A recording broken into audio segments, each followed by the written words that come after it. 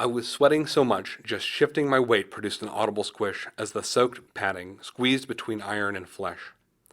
It was at this point I realized I just wanted him to kill me. Him, of course, referring to Sir Kim, a master swordsman from the Orient. He had come to our little section of the world to challenge the best fighters we had to offer. A threefold pursuit of knowledge, fame, and wealth had thus far earned him a reputation in hundreds of taverns, scores of courts, and dozens of languages. He was undefeated and, I suspected, would remain so after this particular fight.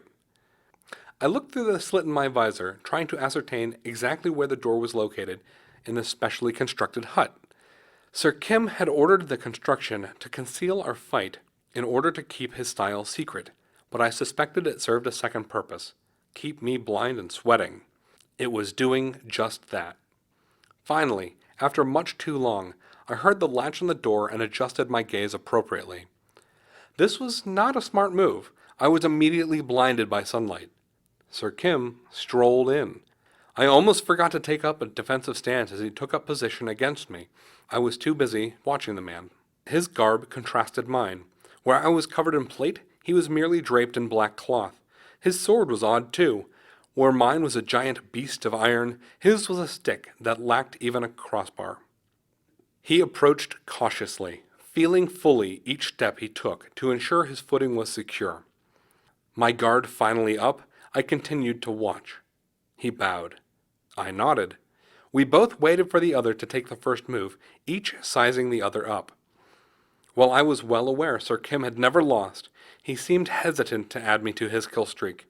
It was as if he knew I was a pretender.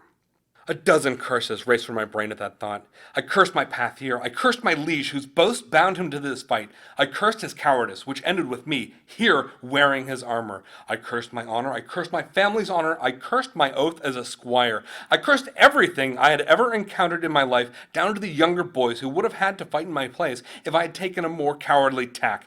It wasn't their fault, but fuck them all the same for getting to live another day. With the thought of my liege's beatings and all the blood I'd washed from the boys' backs, I tensed. I figured it was time to get this whole farce over with. Sir Kim kept his guard steady as I lunged toward him, blade striking toward his center. I figured my only chance was to use my strength to push through whatever counter he had and strike him.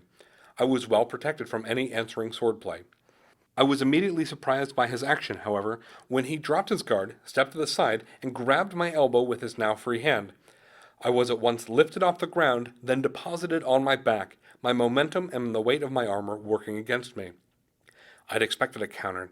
I'd expected a great clang as his sword beat against my armor, as with so many sparring partners. I certainly hadn't expected him to merely take a step to the side. The breath knocked out of me. I looked up through the slit in my visor. Had I another second to react, I might have been able to knock his sword away. As it was, I heard the scrape and felt the fire of metal entering my eye. In the split second of life I had left, I had one final thought. After all this, after all the effort I had put into bettering my life, none of it mattered. In the end, I was just another victim of Sir Kim's stance.